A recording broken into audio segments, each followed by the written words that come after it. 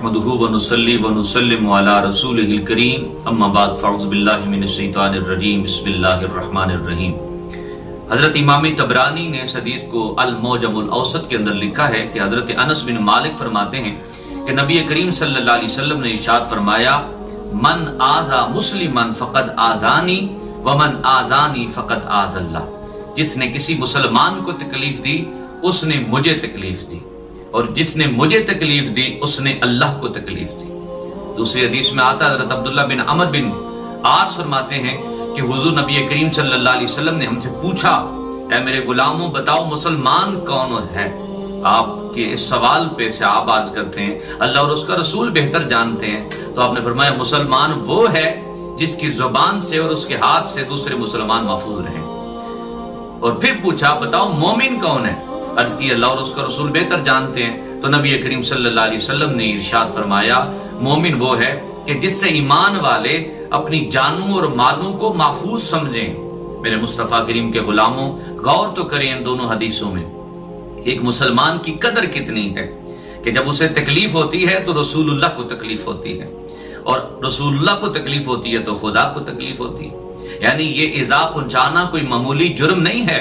हम मुसलमानों को ऐसे ही तकलीफ दे देते हैं, उनकी दिल आजारी कर देते हैं, बल्कि उनकी दिल आजारी करना ये कबीरा गुनाहों में से और बहुत बड़ा जुर्म है। हमें बचना होगा, बल्कि छोटी छोटी बातों की तरफ नबी करीम सल्लल्लाहु अलैहि वसल्लम ने तवज्जो फरमाई। आपने फरमाया जब 3 लोग बैठे हों तो 2 लोग आपस में सरगोशी न करें, चुपके से बातें न करें, क्योंकि तीसरे को तकलीफ होगी। और ऐसा अमूमन लोग करते हैं, इस बात की परवाह नहीं करते।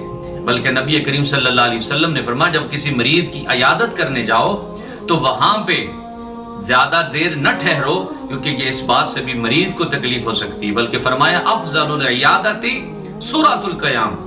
अफजल अयादत ये है कि तुम जल्दी से उठ के वापस आ जाओ, और घंटों बैठे रहना और जो है ना वो फायदा बातें करते रहना और वक्त जाया करना और अगले बंदे को तकलीफ देना, ये इसकी इजाजत इस्लाम में नहीं दी गई। बल्कि हजरत सरी सख्ती रहमतुल्लाह अलैह आपके बारे में आता है कि आप मरजुल मौत में मुबतला थे, तो कोई आपके यानी अयादत करने के लिए कुछ लोग आए, इतनी देर बैठे कि आप जो है ना वो आपको ये अच्छी बात न लगी, तो जब वो उठने लगे तो उन्होंने कहा ऐसी सख्ती हमारे लिए कोई दुआ फरमा दें। आपने हाथ उठाया, अल्लाह इन्हें अयादत करने का तरीका सिखा दे। यानी अयादत करने का भी तरीका ये है कि आप जाएं और जल्दी से पलट के वापस आ जाएं, इतनी देर मत बैठें कि उसे तकलीफ हो। हुजूर नबी करीम सल्लल्लाहु अलैहि वसल्लम के गुलामों, छोटी छोटी बातों की तरफ तवज्जो करें। कहां पे किसकी हम दिल आजारी कर रहे हैं, कहां पे किसको नाराज कर रहे हैं, कहां पे किसी की इज्जत के साथ खेल रहे हैं। मैंने पढ़ा है कि अबू जहल, ये बहुत बड़ा काफिर है, इस जमाने का फिरौन कहा जाता है, उसको यानी जो है ना वो सारे सहाबा बुरा समझते थे। नबी करीम सल्लल्लाहु अलैहि वसल्लम ने ख्वाब देखा कि अबू जहल का एक दरख्त जन्नत में लगा हुआ है।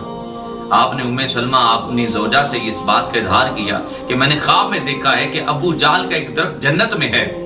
बड़ी हैरानगी हुई कि अबू जहल का दरख्त जन्नत में कैसे। 8 हिजरी के बाद यानी फतह मक्का के बाद आप यानी हजरत अकरमा जो हुजूर के गुलाम है, ये अबू जहल के बेटे कलमा पढ़ के हुजूर के गुलाम बने और मुसलमान हो गए।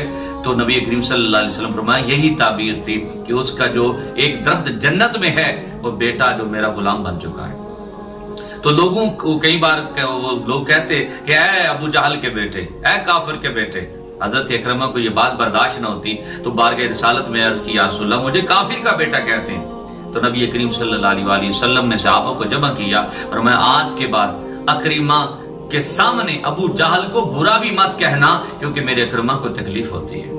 अब काफिर को भी बुरा कहने से मना किया जा रहा है कि इससे एक मुसलमान को तकलीफ हो रही है। तो हम तो डायरेक्ट जो ना वो किसी की इज्जत की धज्जियां उड़ाए जा रहे हैं।